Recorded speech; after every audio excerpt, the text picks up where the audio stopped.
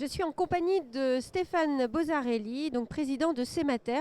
Alors Stéphane, tout d'abord, rappelez-nous ce qu'est Cemater, sa mission. Cemater, c'est le cluster des énergies renouvelables en région Occitanie. Donc on regroupe 80 adhérents qui représentent le marché du solaire et de l'éolien en région. Et donc la mission, c'est d'accompagner ces entreprises dans le développement de leur business, de leurs projets, de leurs entreprises en fait. Le panneau solaire, le photovoltaïque, ça représente un atout considérable, a priori pour les industriels aujourd'hui. Compte tenu de l'évolution des prix de l'énergie, il est clair qu'aujourd'hui, les panneaux solaires sont une alternative rentable pour un industriel, pour une collectivité, pour tout consommateur d'énergie finalement. Tout consommateur d'électricité a un vrai intérêt à réfléchir à mettre en œuvre des panneaux solaires effectivement sur son toit, sur son parking, là où il va pouvoir avoir un peu de place disponible.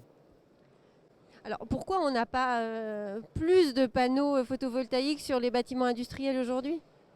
Alors d'abord l'enjeu économique est relativement récent puisque les prix de l'énergie se sont envolés il y a moins de 2 ans. Et puis après on a quand même quelques freins à lever avec les ABF par exemple pour avoir des permis de construire. Quand on est dans des périmètres protégés c'est très compliqué. Et puis les industriels considèrent leur parking comme des réserves foncières. Donc c'est assez compliqué des fois de mettre en place des ombrières pour 20 à 30 ans alors que ces zones-là peuvent leur servir pour étendre leurs usines. Et ensuite sur les toitures on a des enjeux de tenue des charpentes qui ne sont pas forcément faites pour recevoir du panneau solaire. Donc on a des contraintes techniques, ça on sait lever éventuellement, et puis des contraintes de vision de l'industriel, et puis des contraintes administratives pour les permis de construire ou les déclarations préalables. Est-ce qu'aujourd'hui on peut parler d'autoconsommation pour un industriel? Est-ce que c'est déjà mis en place dans certains cas sur la région? Alors oui, effectivement, là aussi, compte tenu de l'évolution des prix de l'énergie, l'autoconsommation est un sujet dont on parle depuis longtemps. Mais par contre, il se développe fortement ces 2 dernières années parce qu'il y a une vraie rentabilité. Et donc, il y a quelques industriels qui ont fait le choix effectivement de l'autoconsommation et il y en a de plus en plus. Et c'est un vrai plus parce que ça leur permet d'avoir une vision de leur prix de l'énergie sur 20 ans sans évolution liée au gaz ou à d'autres énergies finalement. Alors on l'a vu sur différentes tables rondes que l'hydrogène était un vecteur énergétique soutenu à la fois là, par la région mais par l'ADEME. Qu'en est-il du photovoltaïque?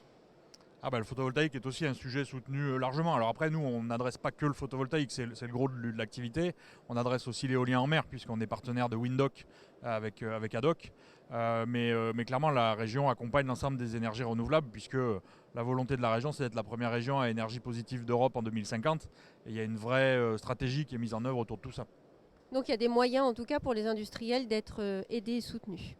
Alors, il y a de moins en moins de moyens pour être aidé et accompagné, parce que c'est rentable.